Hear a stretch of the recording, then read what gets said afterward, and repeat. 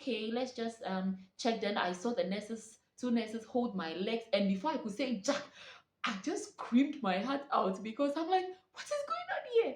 Nobody prepared me for that pain of putting their hands mm, in there to check whether you dilated.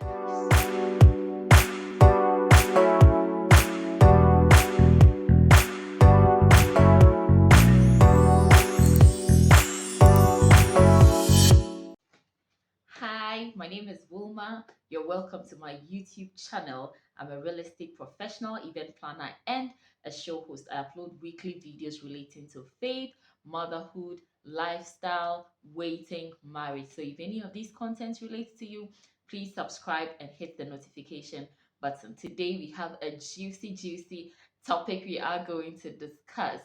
All right, so in today's video, we are going to discuss a very juicy topic. Five things that shocked me in the labor ward. Yes, five things that shocked me in the labor ward. Let's get right into today's video. You know, when you are pregnant, you are really looking forward to having your baby, and certainly you would have your baby in the labor ward. Whether you choose a private hospital or a public hospital, you will still have a date or a dance with the labor ward. When it was time for me to have my own baby, I went into the labor ward with a lot of expectation. But suffice to say, I was shocked, blown away, flabbergasted, flabberwhelmed, all the adjectives.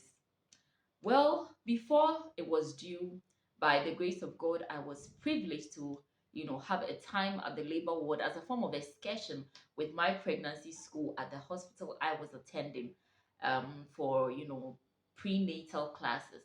So I wasn't too shocked by the time I actually went to the labor ward because I actually had a fair idea what to expect. Yet still, nothing could prepare me for what I saw at the labor ward. So sit back, relax, and let's just gist. The first thing that shocked me in the labor ward was the fact that your pedigree in life does not even matter when it comes to the labor ward. Yes, you heard me. So in the labor ward, no one is treated above the other. In the labor ward, your class in life, your status in life, whether you are rich, whether you are poor, nobody really cares.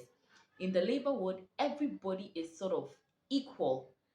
Everybody is treated the same. Yes, there are instances where, depending on who or which doctor you were seeing, a little preferential treatment may be given depending on your circumstances at the time. But genuinely, everybody, nobody is above the other. You get to a point you realize that in the labor ward, nobody cares whether you have big breasts or you have big bum bum or big buttocks. Nobody really cares at that point in time. The body that you have preserved, the body that you feel you are, shielding, you've been covering, you've been protecting your body from the world, is only for you and your husband. At that point at the labor ward, nobody really cares. Your class, everybody can see whatever it is. The doctors can see, the janitors can see whatever it is, because sometimes the condition is such that you cannot even, you cannot even feel comfortable in the hospital dress that you are wearing. At times you yourself may ask for them to take it off because you are in a state of helplessness. So the things that really shocked me in the labor ward, your pedigree, your class, it does not matter. The value is the same. Everyone is equal in the labor ward. Now, one of the lessons I actually picked from this point is that in life you need to be humble. You need to be very humble, because you could be a professor and at that point it is a nurse that you are, succumbing to.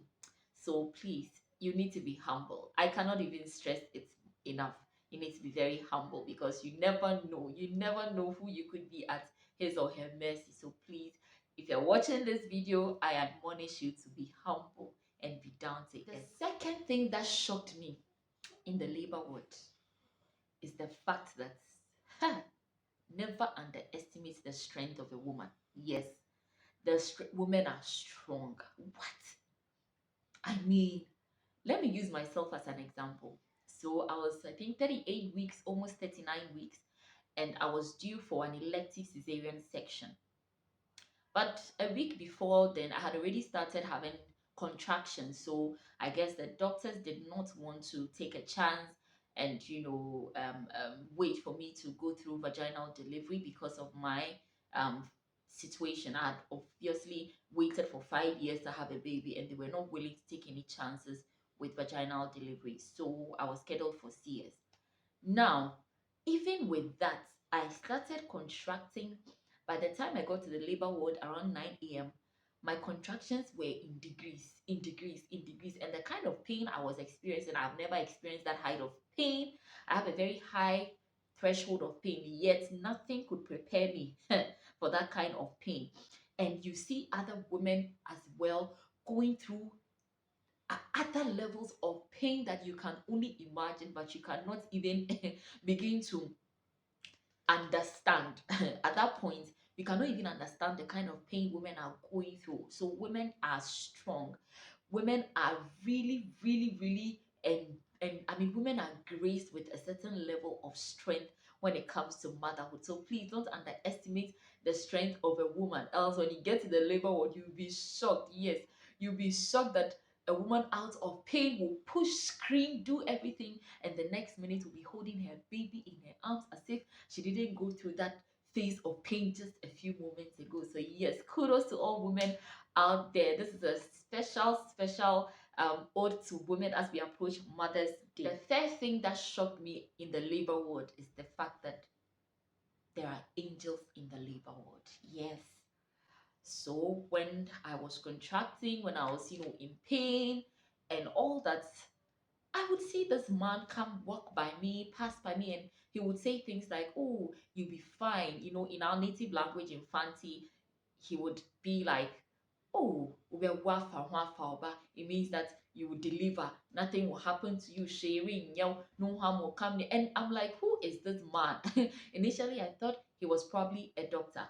And he kept encouraging me. He kept, he kept talking to me. He just kept encouraging me. And I was really, really encouraged, to be very honest. I was really encouraged. And luckily, my mother was also very good friends apparently with a matron. She realized that she was her student. The matron was her student. So, the matron was also really nice to me. And some of the nurses we didn't even know. But they were just angels. So when you are going to the labor ward, if you're watching this video, pray that God will plant angels in your path when you get to the labor ward. Right. So the next thing that shocked me, hi, in the labor ward is the fact that vaginal examination is the worst pain personally I have ever endured. Contractions cannot even be compared to vaginal examination. So when it is time for those who have normal vaginal delivery, they do that. The doctors will check whether you dilated or like you are progressing. But with cesarean, you are not prepared for that because you know that you are going to be cut. But when I realized that my contractions were closer than I could bear, and I called the nurses to come and check about 3 times. The third time, the nurse was like, "No, your contractions are too close. We need to check if you are dilating." And I was like, "Hello, am I going to deliver before I have my CS? Oh my God, this can't be happening." So I was there, and then the doctor came, and the doctor was like, "Okay, let's just check." Before I could say Jack, he was talking, so I thought he was actually talking to me. "Okay, let's just check." Then I saw the two nurses hold my legs, and before I could say Jack, I just screamed my heart out because I'm like, what is going on here? Nobody prepared me for that pain of putting their hands in there to check whether you dilated. I was shocked. I was traumatized. I couldn't even speak. I was speechless because I'm like, what is this? But obviously, it had to be done for me to know that, okay, I hadn't even dilated yet. So what I was experiencing was just the fringes. Kudos to all mothers. The final thing that shocked me in the labor ward is the fact that not all midwives, doctors, nurses are heartless. Yes, and I need to say this very, very clearly. Before you get to, if you are in the part of the world where I am in Africa, in Ghana, sometimes we have a lot of preconceived ideas about nurses, about midwives, and sometimes it is true. Sometimes the way they talk to you, especially when you are in that condition, there's no pampering. Like you are due, oh, please push. Oh, you know how the white lady, or you be the Western world will be rubbing your back. Oh, push, you'll be fine. Not here in Ghana. However, let me be quick to add that they are also not heartless. Actually, some midwives can be very, very sweet. And my own midwife, Mrs. Mavis Amambotier, oh my God, she was a sweet midwife. I mean, the midwife was just sweet. I mean, and in the labor ward at the theater, I had one of the most beautiful experiences of my life. I was shocked when I told the anesthetist that, oh, can they play music for me whilst the surgery is ongoing? And the anesthetist was like, okay, why not? And he just started playing. I asked for Joe Metal songs. He just started playing from YouTube for me. And I was shocked. The doctor herself was so sweet.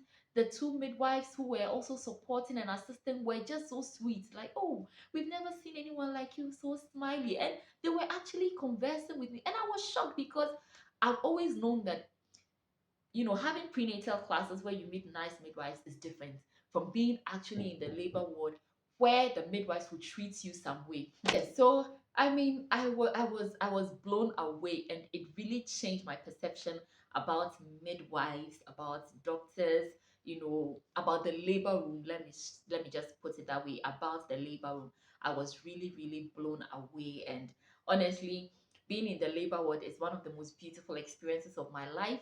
These things shocked me, but regardless, I was really grateful to go through and come out alive, have a healthy baby, and myself be in a very healthy state. So thank you so much. If you watched this video and you liked this video, please like this video, subscribe, and comment in the comment section. Let me know if you have already had an experience in the labor ward. What shocked you most about the labor ward? And if you haven't yet been to the labor ward, what are some of the assumptions you have heard about the labor ward? Share with me, and don't forget to subscribe, like, and I will see you in the next video. Bye.